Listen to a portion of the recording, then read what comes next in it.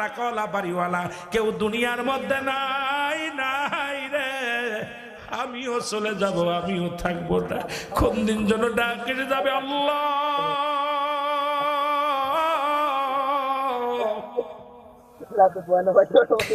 কোন দিন যেন আল্লাহ ওই মানিক মিয়ার মতো আমিও বিদায় দিয়ে যাব।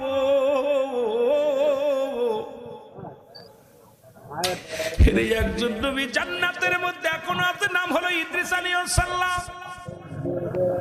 আবার আল্লাহ ডাকতে বলে, বন্ধু তুমি জান্নাতের মধ্যে কোন হালাতে আছো?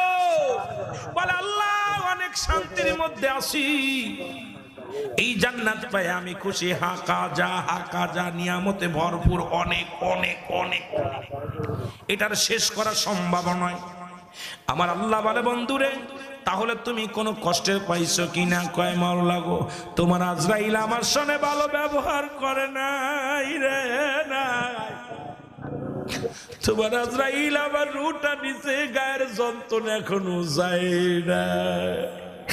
আল্লাহ বলে, আজরাইল তাড়াতাড়ি যা আমার বন্ধুর কাছে। আজরাইল চলে আসেন ইদ্রিস আলাইহিস সালামের কাছে, সালাম দেয়, ডাক দিয়ে বলে, আল্লাহর নবী গো, আপনি কিছু জানতে চান কি আমার কাছে? বলে আজরাইল আগে বল, আমার রূহটা কেমনে বাইর করেছিলে, আমার জানটা কেমনে বাইর করেছিলে?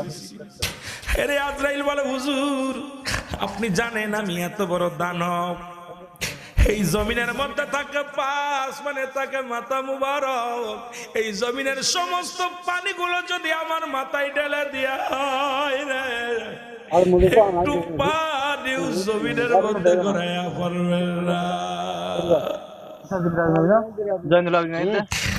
একটু পানি